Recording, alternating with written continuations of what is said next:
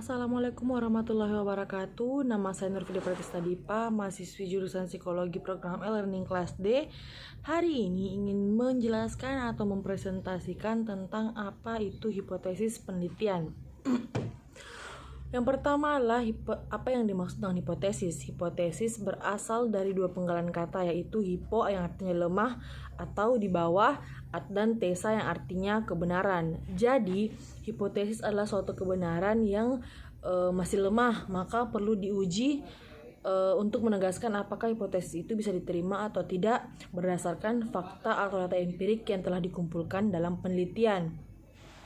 Dalam bahasa Indonesia, penulisan hipotesis itu adalah hipotesis bukan hipotesa. Sedangkan kata hipotesa adalah kata yang tidak baku dari kata hipotesis yang merujuk pada awal kata pembentukan asalnya.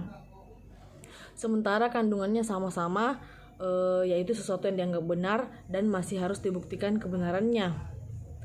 Dalam penelitian, hipotesis dapat didefinisikan sebagai penjelasan sementara yang diajukan untuk menerangkan fenomena problematik atau persoalan penelitian yang akan dihadapi.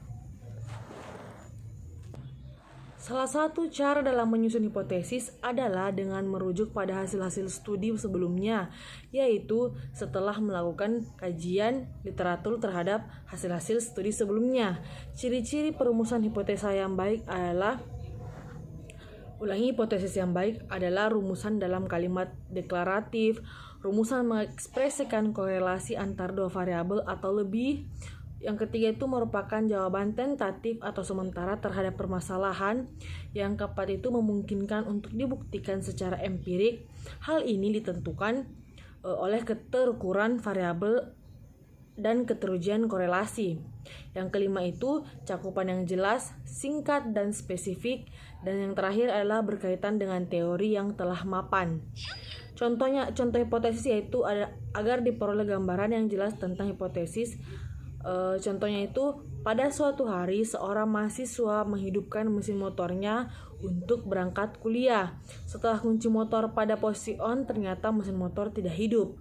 Maka timbul permasalahan bagi mahasiswa tersebut. Mengapa mesin motornya tidak mau hidup? Apa gerangan sebabnya?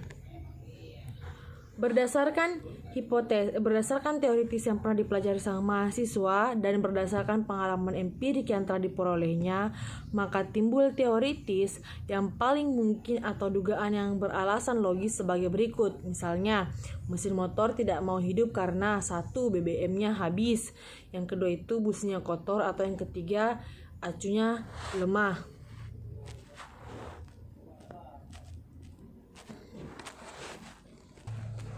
Dalam menentukan landasan teoritik, ada 3 hal yang dapat dijadikan dasar oleh peneliti.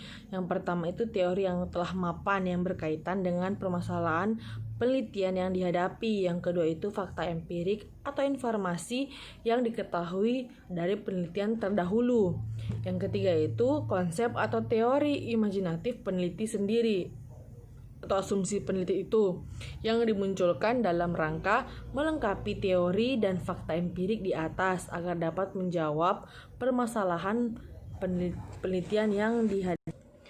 Jenis-jenis hipotesis penelitian itu digolongkan dengan 2 cara. Yang pertama, berdasarkan bagaimana hipotesis tersebut diturunkan atau proses logika, dan yang kedua itu berdasarkan bagaimana hipotesis tersebut diformulasikan dalam bentuk pernyataan. Contoh-contoh macam-macam hipotesis yang adalah hipotesis hubungan, hipotesis perbedaan, hipotesis aktif, hipotesis pasif, hipotesis hubungan, hipotesis mayor, hipotesis minor, hipotesis deskripsi, hipotesis komparatif, hipotesis asosiatif, hipotesis terarah, hipotesis tidak terarah, hipotesis kerja, hipotesis nihil. Mungkin itu yang dapat saya jelaskan dan dapat saya sampaikan untuk presentasi kali ini. Lebih dan kurangnya mohon dimaafkan. Wabillahi taufiq wal hidayah. Wassalamualaikum warahmatullahi wabarakatuh.